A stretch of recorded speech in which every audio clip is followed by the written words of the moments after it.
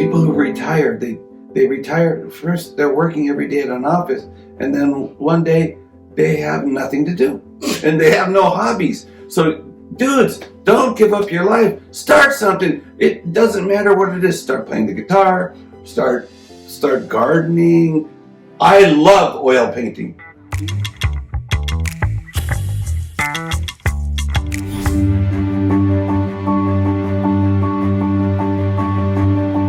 First of all, I want to thank you for coming here today, Mike. I mean, this is our second time. Yes. Because you're in episode 4 of my podcast, and you're the one that basically told me how to name it, how to name my podcast, and make sure I had that running all the way through. You may have forgotten that, but you said, Lance, make sure you use your name and you put that first before your podcast. Yes.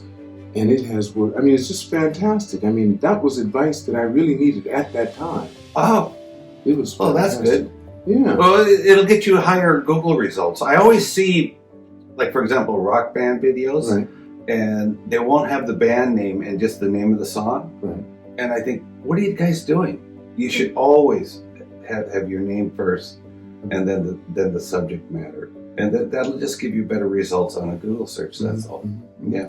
Well, the thing is, Mike, I'm so happy you're being here. This time now, I don't have to go over your childhood and how many people in your family, because you told me that at the beginning. Yeah. So anyone that wants to see that, you go to episode 4 and you'll see everything about Mike Rogers. You'll know that part. Today we're just having a nice conversation. After this, we'll have lunch. Yeah. We're gonna rock and roll, man. And I like the conversation we had a little bit before, but I don't know. We're a little concerned about what people might think.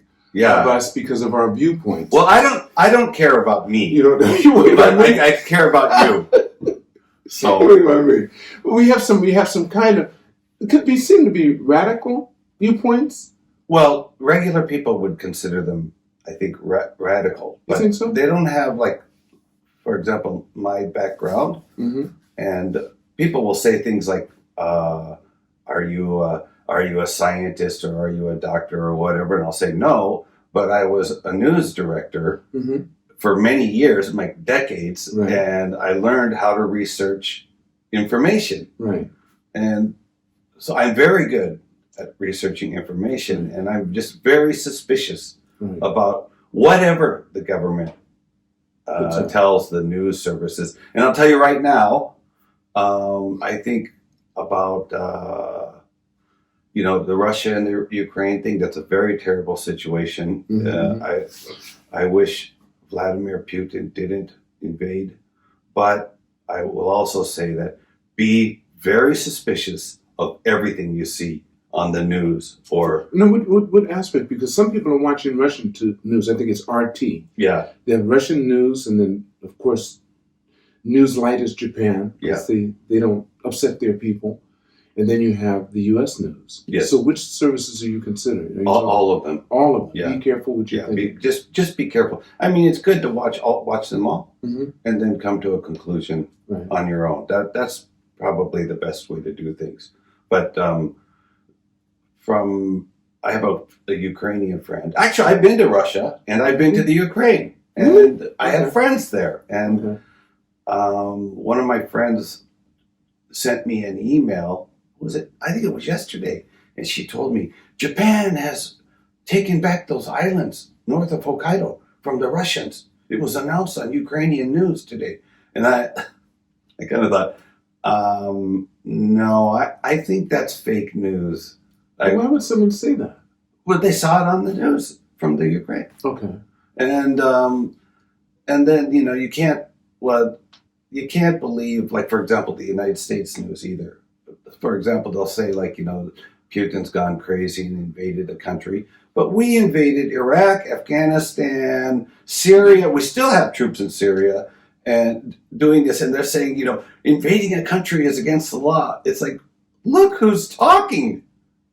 So that's about all I'll say about it. But I really think that people should not take at face value what they see on the news or whatever, or what they see little clips on YouTube.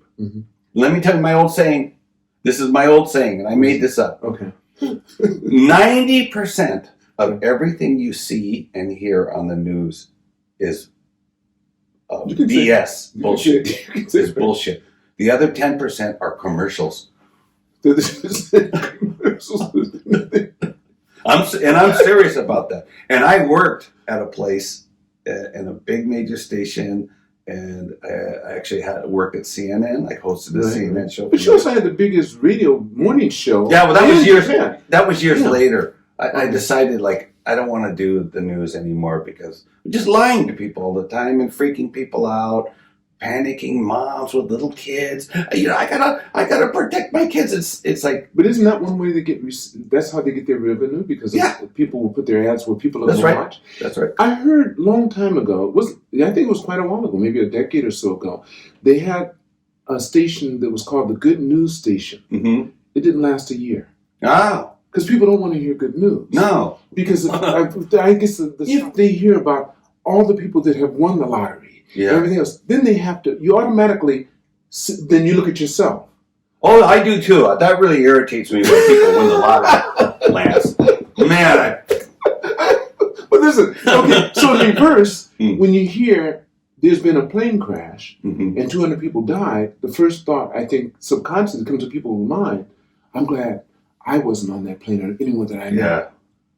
Which is sad. So that's why people tend to like bad news. Yeah. Because then they judge themselves right after that. Yeah, and then the news stations will be, okay, you know, because it's a visual medium, we need a photo of that plane, we need a photo of any of the passengers if we can, or whatever, and they'll put it together and make a package that will pull your heartstrings and make you sad, or make you some kind of into a panic mode. And I just thought at the time, and I can't remember, you were mentioning a plane crash, and everyone in the news section was so excited because tonight's news is going to be great. And it was like, I thought, hey, what are you talking about? Like 250 people just died in this plane crash. Aren't you guys like, oh, this is terrible? Nah. Hey, come on!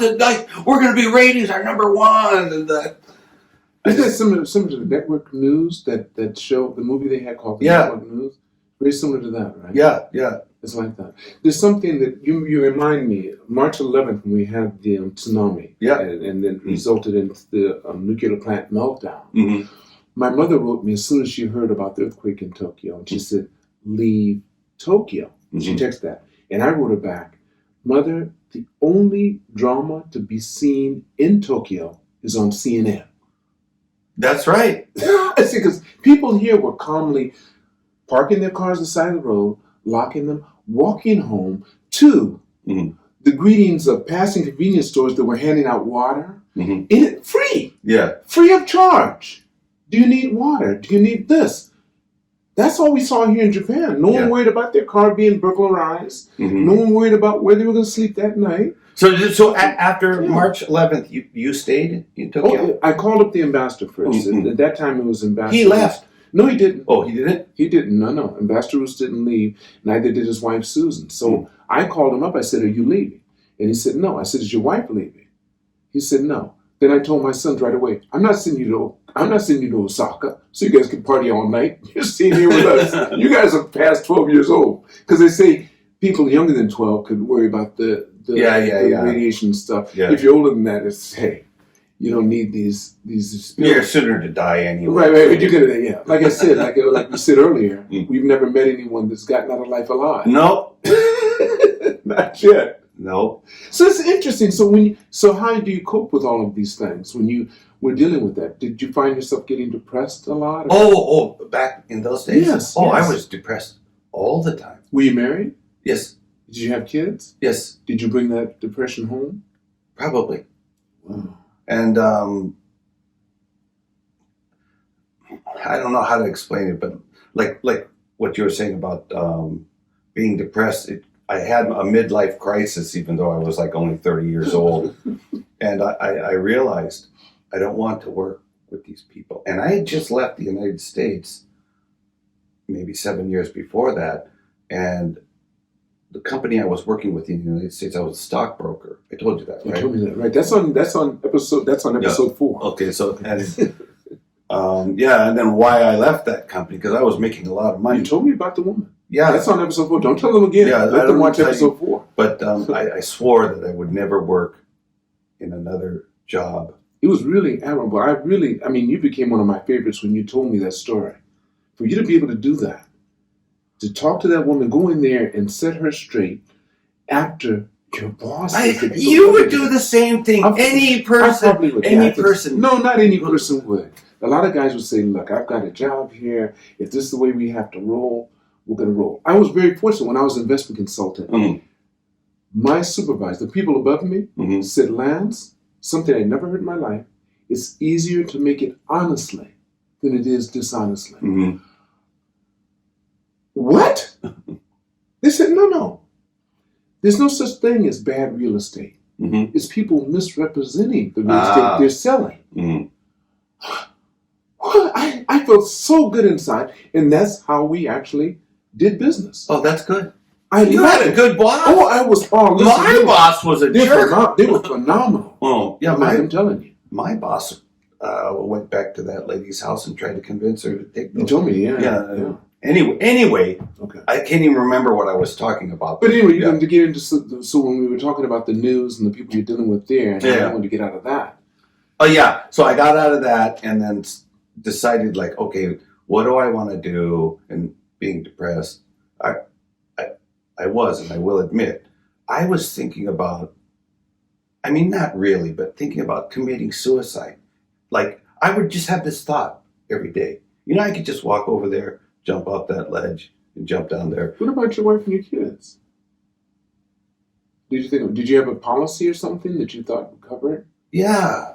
Okay. So they would make out like bandits. Okay, so that's what you were concerned. You said, "Don't do this," and then I'm out of this, but they'll be okay. Yeah. So, but I think it's of course it's a mental disorder, but a lot of people think about committing suicide, even though they don't really. I'm not going to commit suicide, but every day that thought would occur to me, and I thought, I got to change this. I can't work with these people. I don't like these people. Even my staff. I had staff. To this day, I can't remember anyone's name, so they didn't have a good impression on me. And I think life is just too short. And the thing you got to do, it doesn't matter how old you are, whether you're 20 years old or 35 years old or 50 years old. If you're working with people who really bring you down and who are dishonest, you need to really stop and think about the position you are in the world and what do you want to do with your future. Because even if you're 50 years old, you're probably going to live for another 30, 40 years. Easily, in good health. Yeah, and if you come to the conclusion that these people are bringing me down, you should try to leave peaceful way. Don't have a fight. Don't get upset. Don't burn the bridge. Yeah, don't burn the bridge. But you should also look for the next, whatever it is, your next adventure, and think of it as an adventure, because life is an adventure. Every day is an adventure, something new. I mean, just coming here to Ibiza, I was like, I haven't been here in 2 years. It's interesting you say that, Mike, because it's so true. I read one book on psychology once, and they said people in life tend to live it the way they picture it. If you see it as a game, you live it as a game. If you see it as turmoil and as being a struggle, that's how you start to look, and that's how you start to live it. If you're more interested in the goal and not the journey, every time you get there, you're going to be disappointed. That's right. Get there. That's an old Buddhist saying, Zen Buddhist saying. What's that? The journey is the fulfilling part. That's not right. the goal. Not the goal. And so you said something. I was going to say something. That's okay. Yeah. You tell me right then. This is a regular conversation. There's something you said before that I was going to mention. You said like you had these thoughts and there's the sicknesses. I was told by a good friend, his name is Billy Williams, and he's since passed, but he was a good friend of mine, and I knew him while I was in the service, and I knew him when I got out. I used to talk to him, and he'd help people with their mental issues, like abusive husbands to their wives and stuff. Oh. And he said, Lance, everyone on this planet has insane thoughts. the difference between them and regular people, some people act on them. Yeah. That's the difference between sanity and insanity. But everyone has the same thoughts. What would it be like if I jump off this building? Or how would it feel if I stick my arm in that cage with that lion? Yeah, yeah. You know? Those are always. Go ahead. What was it? So no, I remember. So I had these bad thoughts, and I thought this whole situation. I dreaded going to work, and I just hated everything. And we'd have little fights with the staff, you know. Right, okay. Like even my co-host. Well, she wasn't really my co-host, but one of the people on the news wanted to be the main co-host. But it was just like, why are you rocking the boat now? You know, everything's going fine. Don't even bring up that we should get rid of this girl, and you become the main co-host. You know, so I just decided I'm not going to do this anymore, and I'm going to do rock and roll music and indies bands, and you know that brings brings another thing that What is it? What is it? Okay, well this is your camera, so you got to show it to that. What it is? This is my current not only project, but one of my projects. It's this is a New Year's party. Right. Okay. It's May 18th. Right. And it's also the Ninja Indies Music Award. Wait, a New Year's party May 18th? Yes. How does that work? Well, because of Corona. Okay, how's that? Well, I had it scheduled for January 6th or something like that. Okay. And the club said, you know, I get it. It's like this broadcast too. The club gives me the clubs for free. Okay. And I tell them, like, you know, what I'm going to do is I'm going to get 3 bands in here. Right. And I'll get you 300 customers or so. Right. And the customers all get it free. Okay. But the bar tab, you can have it. Just keep it. And then I tell the bands, look, you play at my show. I'm not going to pay you anything, but I'm going to play you like crazy on the radio. And they love it. You know? They come in. Yeah, so they come in and play. So this New Year's party, this says Shinin Kite. Yeah. That was supposed to be January 6th or 7th. I don't remember. And then this Ninja Indies Music Awards was scheduled for May 18th. Mm-hmm. So I just kind of thought, everybody's been waiting. Everybody's just so depressed about this Corona thing. So let's do it together, you know, just have everybody come in. I've already told everybody, we're just going to have a party. And that's how we're going to do. And so don't sweat it. But how many people? Don't you have a limit as to how many people can come in the room because of this Corona? Well, I'm hoping by May 18th they will stop that. Okay, they'll stop it. And so I have the record for that club, like 380 people. And that's a packed room. Oh, that's packed. And that's packed in that room. Oh yeah. Okay. It was so packed that people were like trying to light, the last time, you know, when it was really crowded, they were trying to light cigarettes, but the cigarette wouldn't light, the lighter wouldn't light. But because there was no oxygen in the room. They allowed them to smoke in there?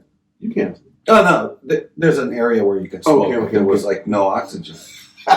And one of my friends said, Mike, this is kind of dangerous. And I was like, yeah, I know. But if something happens, we might have a barbecue in here. So anyway, I wanted to talk about this. Right. The Ninja Indies Music Award is, there is no independent music awards show in the world, anywhere. Not that I know of. Well, I think England has one. But it's not really indies. But it's called the Mercury Awards. Mm-hmm. And now it's become a big thing, like, you know, the Grammys.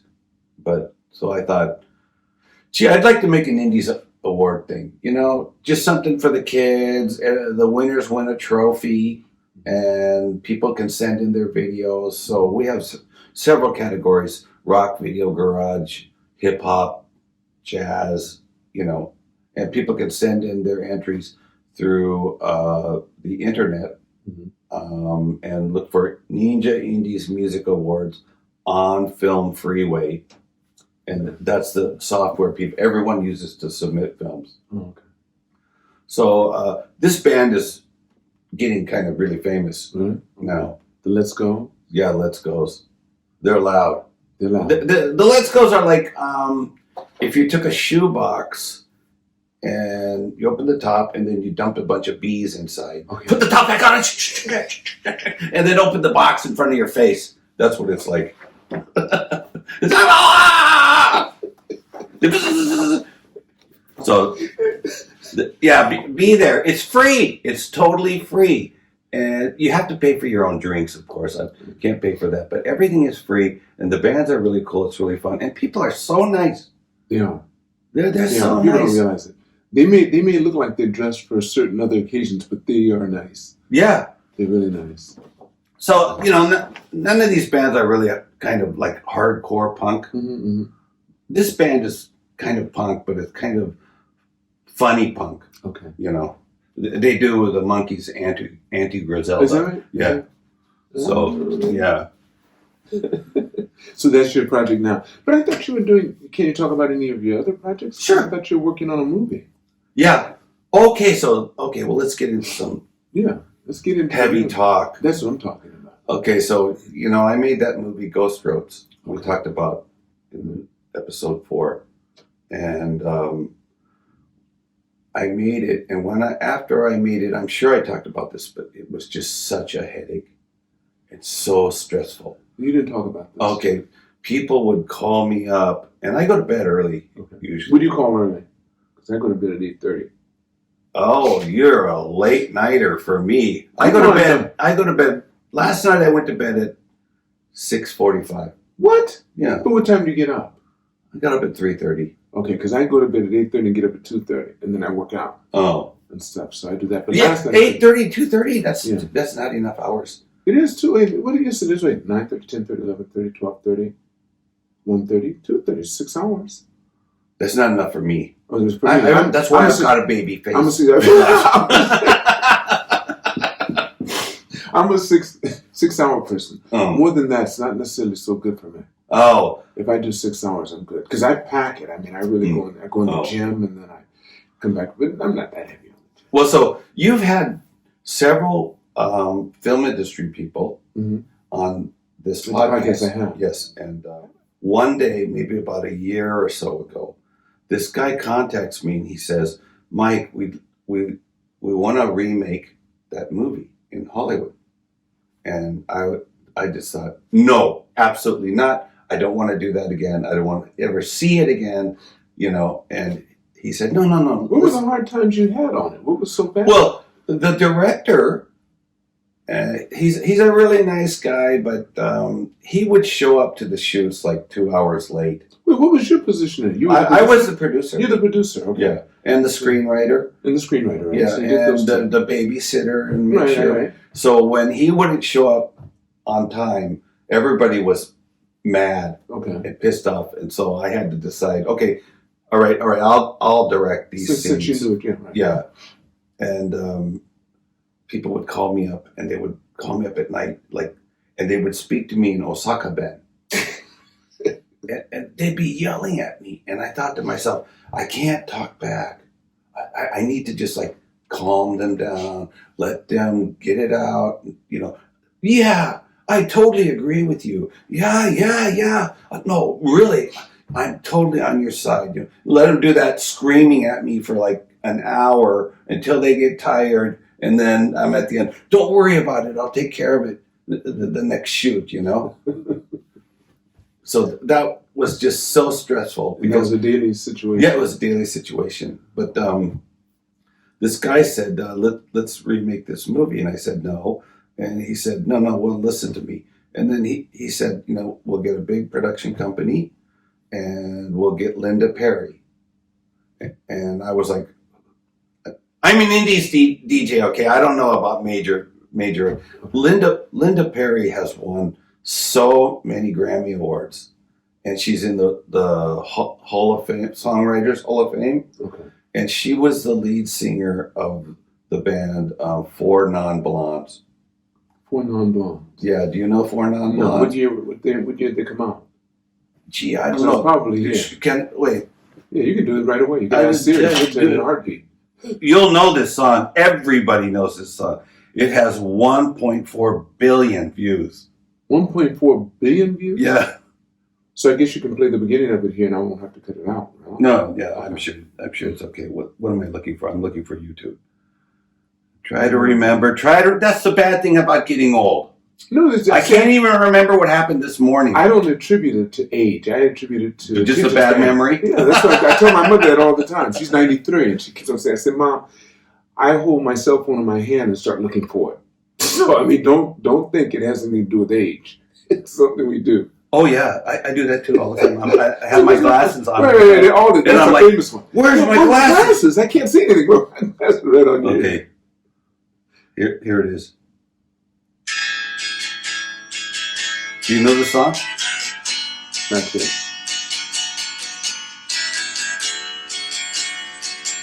That's Linda Perry, too.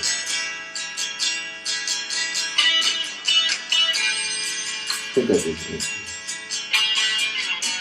Let me get more into it.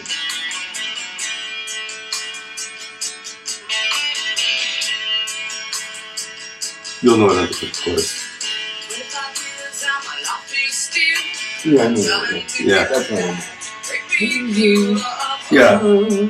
So, I haven't asked her. The song is called 4 billion views? 1.2 billion views. What in the world? I know.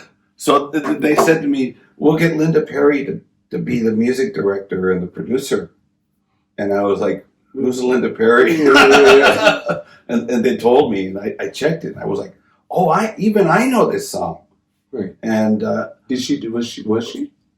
Yeah, she's now the music director and the producer. For this new one? Yeah. Okay. And then they got a director. This is the remake, actually. Yeah, the remake. And then they got a director who is a Stephen King approved writer, and he wrote a couple of Stephen King movies. I think he said Cujo, and he did a couple other ones. Yeah, Mangler. Mangler. And I don't remember. Okay, right. But his name is Stephen David Brooks. Mm-hmm. He's really talented. He started out in special effects, and he was taught by Tobe Hooper. You know Tobe Hooper? No. He made Texas Chainsaw Massacre. Okay. So he knows all these really famous people. And he's a really nice guy. I always, call him up. Hey, Stephen, I can't figure out how to do this. Can you help me? He's like, okay. And also, like, my refrigerator, when I open the door, the light doesn't turn on. How do I fix that, Stephen? And he's like, Mike, just turn the light. And I'm like, thanks, man. Okay, talk to you later. And then the next person who we got, and I can't announce it yet. Okay. But we got a British supermodel, and she's been in several movies, and she's got more than, I think, 4.4 million Twitter followers. Wow. And they're going to announce it pretty soon, I think. Okay. I hope end of this month or next month. Who she is. Yeah, who she is. But you know her. Mm-hmm. I mean, when they told me, I you was knew like, right away. Yeah. Okay. I thought she acts. And they said, yeah, she really wants to She get. just stands there. That's correct. She just walks across the stage. Yeah, so that's called Meet the Pumps. Okay. And what it is it's a movie. It's basically based on Ghost Roads, but we had to rewrite the script. So I rewrote, and Stephen, we worked together and rewrote the script. How long did it take you to do that? I don't know, 3 months or so. 3 months? Okay. Well, you knew the script anyway. Yeah. So, as we pitched it to people, we'd have to change it a little bit. So it's not like 3 months. Probably the total writing time was like a month, maybe. But what was I talking about? Okay, so it's a rock and roll ghost story. In a nutshell, it's a Hard Day's Night with a Faustian twist. Okay. And it's about this 70s girls punk band in Hollywood. And they had one big hit. And then they fell out. And I don't want to give away the story, but they fell out. And then she comes back and she wants to make it again with her band. And she makes a deal with Satan, the devil. Oh, really? Yeah. Well, that's like the movie with the guy that played the guitar. You remember this one? battling. He battled with the devil. Yeah. Yeah. Oh, it was good. Yeah. So it's a very, an old story that's been told 1,000 times. You never get tired of it. Yeah. So she makes a deal with the devil, and the devil appears to her out of this amplifier. And only she can see the devil, and the devil asks her to trade something for her fame. And so she gets not exactly the way she wanted it, but she gets it. Okay. So I hope that the shooting will start in June or so. But oh yeah, I want to tell you something else about that. Tell me. Okay, so why I mentioned like you've had other film industry people, the Japanese film industry. So I've made that movie before, and when I made that movie, the first movie, Ghost Roads, I went through the music industry and the film industry, and I asked many people to help me. Nobody helped me at all. Nobody would. They wouldn't even call me back, and they usually call me back. And then I've been running film festivals now. So I run this JIFF, and we'll talk about that soon. But JIFF Film Festival, this is my 5th year, but I've been a jury member for Raindance for 4 years. Mm-hmm. And I worked on Ehime Film Festival and the Atami Film Festival for two years. And I've met lots of industry insiders in the movie business in this country. Mm-hmm. And I can tell you, and I'm 65 years old, so I don't care anymore, but they don't want any indies films or any indies filmmakers coming into their good old boys club. And you might talk to Dan or somebody like that, and they'll say something different. But my conclusion is they've got a really good setup here, and they're all friends with each other, and they want to keep it that way. And that's not just for foreign filmmakers. That includes Japanese indie filmmakers. And the Japanese film industry is so messed up. For example, there was a movie that came out several years ago called Yamato, or Oretachi no Yamato or something. Mm-hmm. Our Yamato. You know what that movie is? About the ship? Yeah. Yeah, okay, yes. And that was a huge, big budget movie. Mm-hmm. And that was a really good movie. But it never screened overseas. Only here. Yeah, only here. And I thought, why is that? Why do they don't care about overseas? But this was by the people in that group. Yeah. One of those producers. Yeah. So they don't care about, they're set anyway. Yeah. Yeah. They don't care about numbers. They're doing it for their own. So, for example, Tokyo International Film Festival, mm-hmm. The Shibuya government basically pays for it. And so the Shibuya government, and I'm giving details, but some of these details might be a little bit off, but the Shibuya government pays them to run their film festival. And I heard from one of these people, an insider, that they lost $800,000 in 2018 or 19 on a film festival. They only had 100 paying guests. 100. Yeah. You go to Roppongi. Yeah. The boom company. Yeah. 100 paying guests. 100. And so the other people were just fill-ins that didn't pay. Because sometimes they do high school students or whatever, just get tickets, free tickets. The passes. And then the film festival runs. And the film festival runs. The government gives them money. The top guy takes that money and he makes a festival for himself. And so he can showcase his films and his friends' films. And that's not a film festival. Mm. That's a showcase or something like that. And this is a very critical thing to understand. If I, the government gives me a bunch of money and tells me to run this film festival, and they also say, invite a lot of famous people or pay for these famous people to come, see. then it no longer becomes about the independent filmmakers. It's about lots of famous people, cameras clicking and things like that. And it's just a show. It's fake.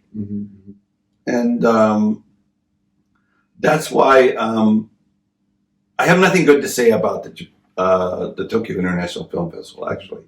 And actually, I know the vice president, or I think he's ex-vice president probably now, but and those people, they are, I don't want to say they're discriminatory, but they definitely discriminate to people who are outside their group.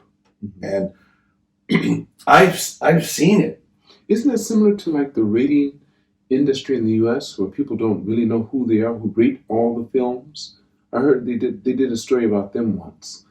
The guy that was the head of that, who rates them, who gives it an R rating, and gives it a G18 or whatever they might do, how they review these films and the few people they have that come in there and sit down and decide who gets an R rating, who gets a G18 or whatever the ratings are.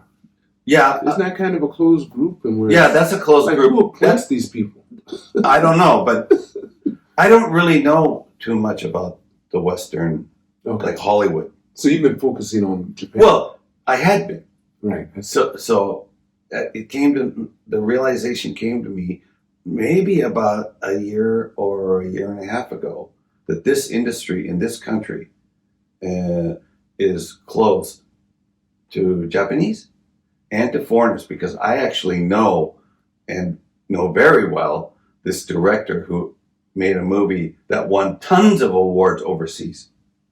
And his movie was probably the most popular roadshow movie in Japan at the movie theaters in these last 2 years. But he can't get into that industry with those people. Because one is, I think he's from Osaka. The other thing is he's just an indies director, and it would be akin to like some band, one of these bands getting signed to Sony. It's not going to happen. It's not going to happen. Let me ask you this, Mike. Since you're in that industry, I was just thinking, I have a couple of friends I know that want to make movies here. Yeah. Is it possible for them to make a movie here and even, and let's say not get the fame that they desire here in Japan, but get it in other countries? Yeah. Oh, they can do that? Yeah. So that's why I made the JIFF Film Festival, because I actually told... What does JIFF stand for? Japan Indies Film Festival. And you've had it for... 5 years. 5 years. What's the participation like? Last year was 3,000. During COVID? 3,000, yeah. Okay. 3,600, I think. Is that up or is that down from prior COVID time? Because you ran it longer than COVID's been up. Oh, the first year? Yes. The opening ceremony, we had 1,800 people come. That was it, okay. Yeah, and it's grown then. It's grown since then, even... Well, it's grown, but like in theater screenings, can't take a risk to damage. Right. So we did it online and people watched. I see. So during the whole COVID? No, it ran for maybe 8 days or something like that. So the JIFF is a film festival for indies filmmakers. We don't accept money from the government, because I've seen what happens. I worked at Ehime Film Festival. I worked at Atami Film Festival. I've seen what happens when the government gives them money. Then the government says, yeah, and we want these famous people to show up here. Okay. And the filmmakers, the independent filmmakers, who I know, I did it. They lose sleep and they sweat and they struggle to make their dream and make this film, and nobody cares about them. So I don't like that at all. So, So how do people get recognized through coming to your film festival? Okay, well, when I made my film festival, I'm very good friends with Elliot Grove, who's the founder of Raindance Film Festival. And we're really good friends. We have a kind of a background that's kind of the same. And I told Elliot what I just told you about the industry here. And he said, yeah, I know. And I said, so I want to make a film festival, and I'm not going to accept money from the government. But I need some kind of support. Like, right, if you're going to bring some product to Japan, you need to have, like, you need to do Wendy's. Take Wendy's, bring Wendy's over. You need that name value. So Elliot said, yeah, I'll be a jury member, and I'll be one of your executives, and you just run everything and don't accept money from the government and do your best to sweat it out and try not to go bankrupt. And he did say that, try not to go bankrupt. And at the time, I kind of thought it was a joke, but I don't now. No, you don't. No, so I've made it, and we have totally fair judging. And the winners of each category, they get free film waivers to join Raindance. Okay. And I had a winner this year. Was it? No, it was last year. That won at our film festival. That also won at Raindance. They also won at Raindance. Yeah, in their category. Okay, what are the categories? Can you tell me those? Briefly. Raindance has a lot. No, I'm talking about yours. Yeah. Okay, we have short films, short documentary films, feature documentaries, and feature films, and we also have music videos. So it doesn't matter what the genre is. It's just short. Yeah. So it could be in any genre. Yeah. But it has to be short, regular, something like that, Yeah. and then special feature, something like that. Yeah. Okay. So the good thing about JIFF in the first, 3 years or so, I've had movies that after the festival was over and they won an award, I was able to arrange screening for them at theaters, like 10 theaters around Japan. And those movies include One Shot of the Dead, and the Japanese title is Kamera Tomeru na. Okay. And then another film was Hitokuzu Kanemasa, and that's a great film. Okay. And that won awards in England and Italy afterwards. What's the English translation for that? Do you know? No, Hitokuzu means human garbage. Human garbage. Okay. Right. Yeah, Kanemasa. So Kanemasa is the name of the guy. Right. He's human garbage. Okay. And it's a really terrible story, but well, I just cry when I watch it. It's like it's such a great movie. Was it a feature? Was it a a feature? And so it was like 1 hour. And yeah. So the director of that movie is the guy who I said has really. It was probably one of the most popular movies in Japan for the last 2 years. It's still roadshow. This is by a Japanese guy. Yeah, but he can't get into I got you. the good old boy club. Right here in Japan. Yeah. So then we also had a movie called The Receptionist, which was by a director who lives in London, but she's from Taiwan. Jenny Lee, I think, or Jenny Lee. I can't remember. For some reason, I think I saw that. Was that by any chance? Did that get on to Netflix? Probably. I think so. I think I saw that. Yeah. So our film festival is not that big, and there's no really name value yet because we're only in our 5th year. But it's a good start. Yeah, but the Japanese film industry, they hate me because because you're making it impossible for people that they don't like.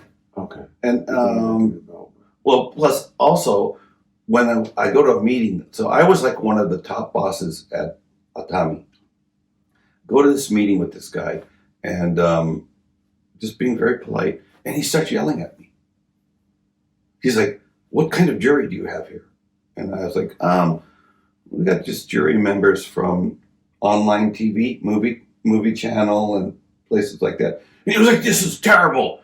You don't know what you're doing." And I was like,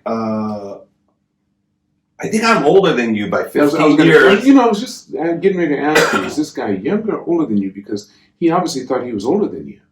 Yeah, I think he did. He must have thought he was older than you because he wouldn't have talked to you that way. Yeah, so and Had he known you were his senior.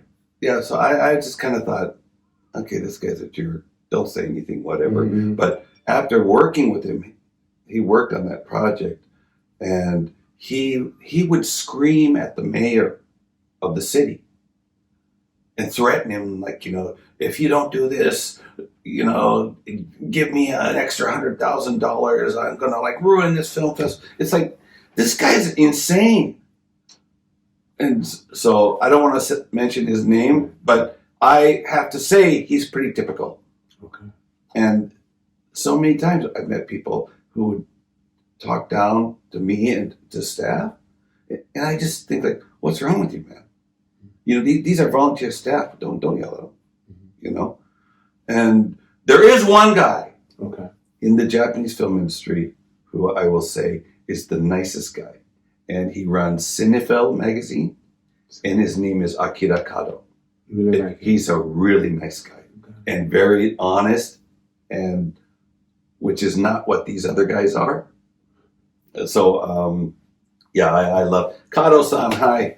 And so how do people get in contact with you then? I'm going to post all that, make sure people understand that, to get involved in this film festival. Okay, well, I sent you the links this morning, so they're all there. Okay. And it's got my email. I'll put that. So that'll be in the end of whenever they see the podcast, what they'll do is in the bottom. If it's on YouTube, they can see all the links there to be able to get involved in this festival. They get ready. What are the criteria? Just have a film. Just have something you've done. Yeah, it's got the rules written there. Okay, the rules are there and everything. Okay. Yeah. And there's no fee? No, there's a fee. What's the fee to come in? We're really cheap, actually. Okay. Like, I don't know, like $30 or something like that. Really? Yeah. That's all. Yeah, well, big name festivals like Raindance, right? They charge like $115. But they've been running for like almost 30 years, So I can't charge people a lot of money. Plus, in this country, in Japan, very few Japanese can speak English, as you know. So this Film Freeway software is in English. And so the Japanese can't struggle. They struggle with it. So I totally threw away a lot of money, and I made a film submission site in Japanese, and it's online, and it's called Eiga Express. It's hitotsunokotoba.eigaexpress.com, and you can go there and you can enter. There's several film festivals there. That's good. Several film festivals. What do you mean? Yeah. That are yours? No. You mean around the world? Yeah. There's Miyakojima. Okay. That's down in Okinawa. Right. And then there's the Ninja Indie Music Awards was there too. Right. But that's yours. These are yours, right? Yeah. No, Miyakojima's not mine. Right, Miyakojima. How many in Japan that are like yours? The one in Miyakojima is like yours. It's independent, or you think it's one of their? It's their project. Oh, okay. So it's an extension of theirs. Yes. Okay. So the Japanese film festivals, generally speaking, they'll say, okay, submit your film, and then everybody has to burn a DVD, and then copy the script, like the whole script, send all this stuff in, send it down to Tokyo International Film Festival, and then it gets lost. And I'm not kidding. They'll get 50 or 100 of these things, and you got to realize there has to be one place where all the jury and judges can see the film. Mm-hmm. Because if you have a disc, you have to give it to him, and then when are you going to watch this? I'll try to do it this week. Okay, and then let me know when you're done. Then get it back from you, give it to this guy. It's just, this country is, I love Japan. It's a great place, but in some ways, it's like 30 years ago, the way they do things. There's one thing I think I can relate to that, because they do make you jump through the hoop. Yeah. And if you jump through enough, that's why the term GAMAN is so important. Yeah. If you do not have patience, which GAMAN means, this is the wrong place to come. Yeah, I told a lot of my American friends when if you think it's going to get done tomorrow, it's similar to the military in some ways. We used to say, "Hurry up and wait." Yeah. And in Japan, you got to hurry up and wait. Yeah. Well, I tell all my foreign friends, I mean, I don't have very many foreign friends, but besides you, but who come to Japan, the first thing I tell them is one thing that Japan will teach you, and that is patience. That's right. And I think it's very good. It is, because you can apply it anywhere else in the world. Yeah. And it really works well. Yeah. Because the Japanese will put it on you in a heartbeat. All my businesses have been affected by the mentality here, and I think we're the better as a result of it. Yeah. It's the best business college you could ever come to. Yeah, so like when that guy, that famous director, and he was like in charge of a Japanese industry-led association, was screaming at me. A long time ago, I probably would have gotten really mad and yelled at him, but I just kind of sat there and just thought, like, what's wrong with you? And then thought, gee, I really feel sorry for your staff. And I would find out later he was always yelling at his staff. Yeah, it's never directed just at you. Yeah. Because he doesn't know you well enough to do that anyway. Yeah, I know. So he's doing it on the thought of yeah. what he thinks you're doing. So anyway, so I made JIFF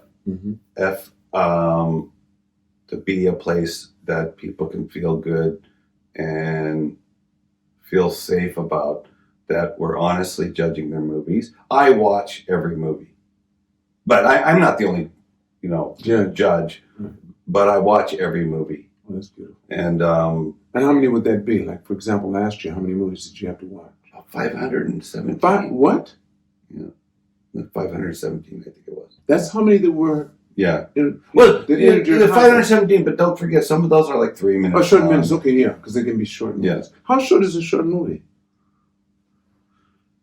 Can it be a minute? Yeah. Really? Yeah. It can be a commercial. Well, 3 minutes is a commercial too. Yeah, that's fine.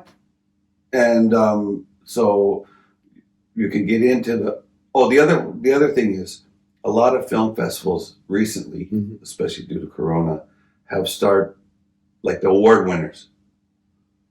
The people who won an award, like you got the award for best film. Okay. And then they'll give you like a piece of paper that looks like a diploma and say award winner, best film, and the name of your film, and give you that piece of paper. Okay. I'm like, what will that do? I don't know. And I just think, God, that's so cheap. So we give out proper trophies. So you give a trophy. Yeah, we give a trophy. And wait, I got a picture of the trophy. Okay. And this is a crystal. That's a beautiful trophy. Yeah, wow. It's heavy. It's nice. It's nice. Because I swear to God. So you're giving out 5 of those. Or more than 5, I mean. But how many people can win that?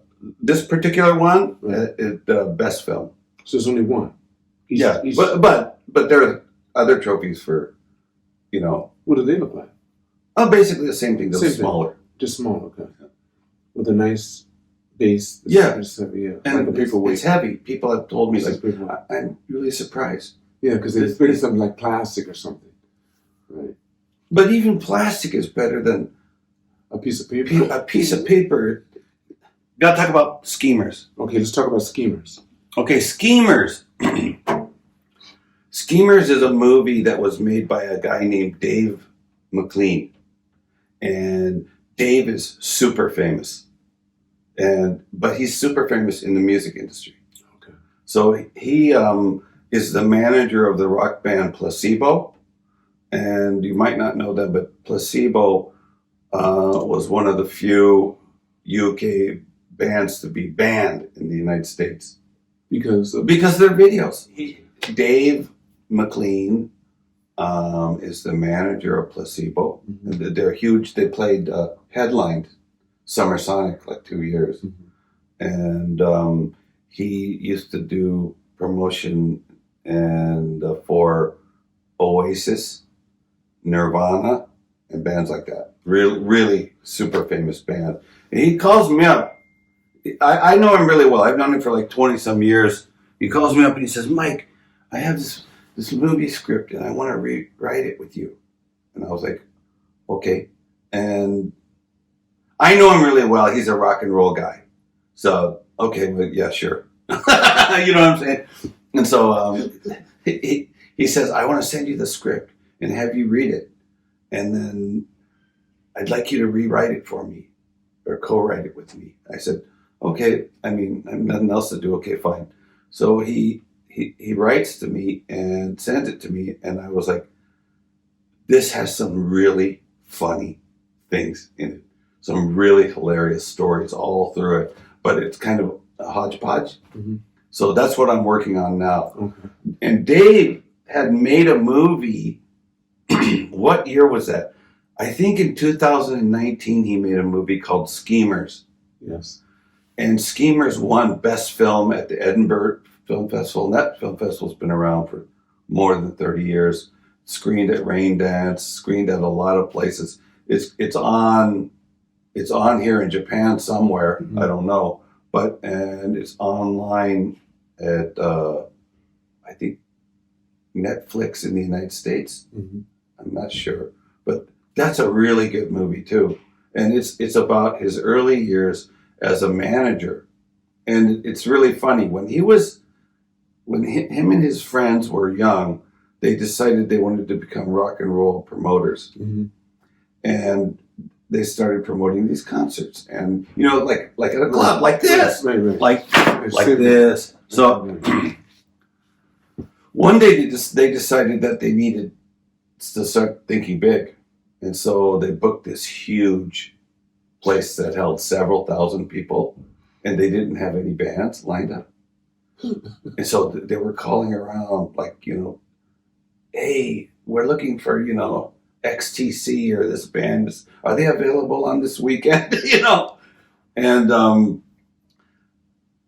it finally, a lot of things happened. But finally, they got Metallica. I think was it Metallica? Yeah, Metallica to play at their concert. And it's just all the skullduggery and everything that's going on to get to there. So that's what that movie was about. This new movie called Knitting Smoke is about the period after that, after he had already become really big, mm-hmm. and making deals for big bands, and how the music industry is full of untrustable types and stuff like that. But Dave's a really good guy. Like I said, I've known him for more than 20 years, and I really love the guy, so I'm kind of honored that he would ask me to help him. When's that due? When do you think the movie will be out? Probably next year. Next year? Yeah. So you're working on it right now? Yeah, I'm working on it right now. Okay. So, that's nice. So I better tie this all up. So the point is, I have come to the conclusion, I've made a movie, I've made 2 movies, actually, that played at big famous foreign film festivals. Mm-hmm. I tried to get them into Tokyo International Film Festival, but they told me on the phone, we will not accept your film. Okay. Unless you know someone here. And I thought, what kind of a film festival? This is not a film festival.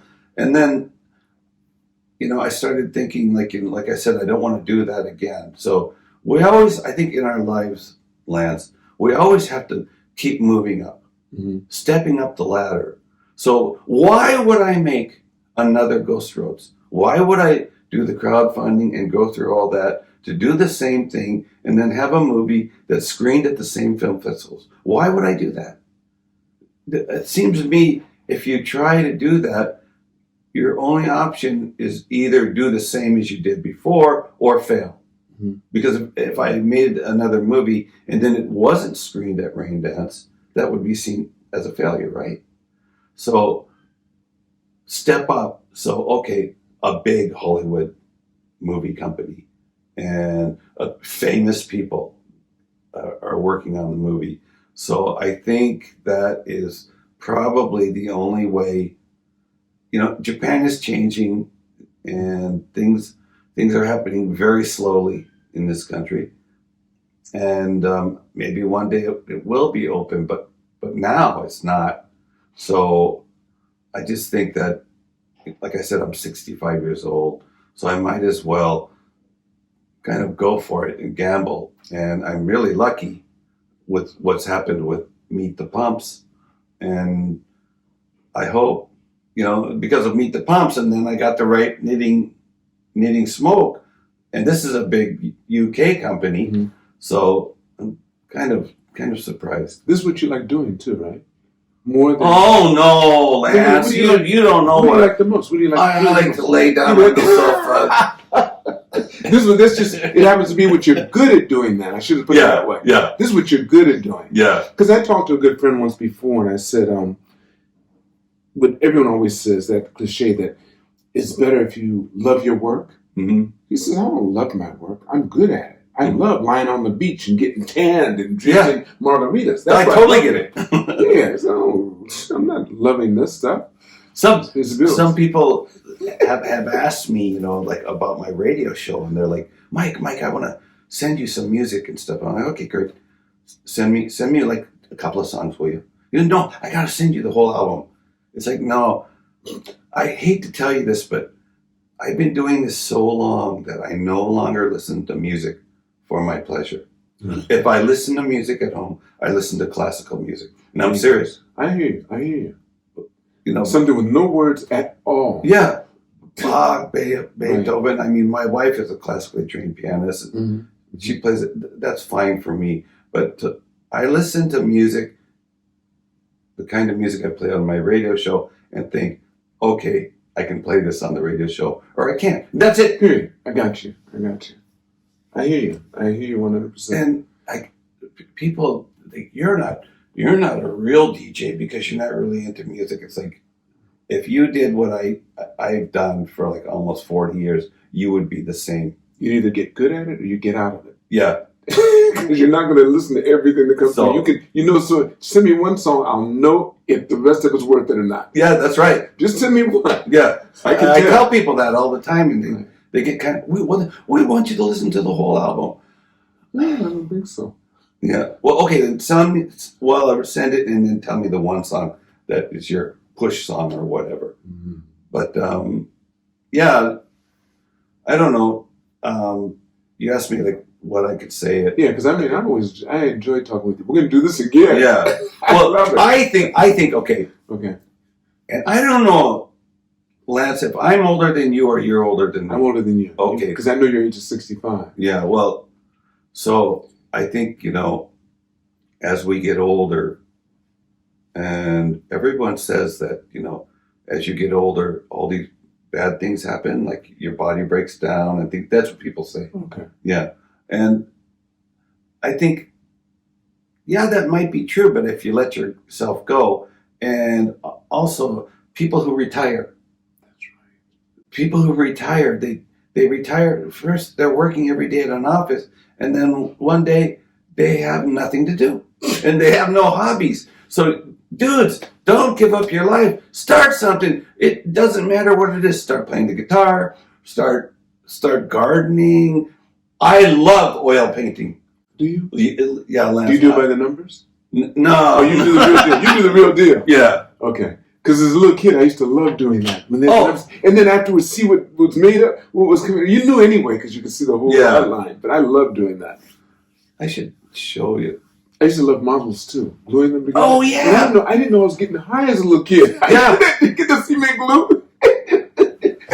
I don't want to. What was your favorite models? Weirdo models. Oh, weirdo models. You remember weirdo models? Yeah. The characters had all these. Yeah. They had on the dragster, and they had the motorcycles and the planes. Yeah. I love them. Those so I was a twisted kid. I loved German tanks. Okay. So I would buy. That's normal because I did a couple of those. But the weirdo models were. That was weird. Well, I would build the tanks and then paint them, put the engine in them and stuff like that. Put the batteries in them, and then take them out to the backyard and run the tanks over like flaming gasoline and stuff like that. And my mom, that's a little weird. My mom would get so mad at me. I just bought you that model. Mom, can I have another tank? To relive the Battle of the Bulge. And then that's what I did. You loved it, huh? Oh, I loved it. You loved doing that. Yeah. Crazy kid. It's a pleasure all the time. Yeah. I love this. Thank you. Thank you. Thank you every single time. All of you watching this podcast, make sure that you press like, subscribe, and remember, it's all on loan, so keep reaching for the stars because you're too blessed to be stressed.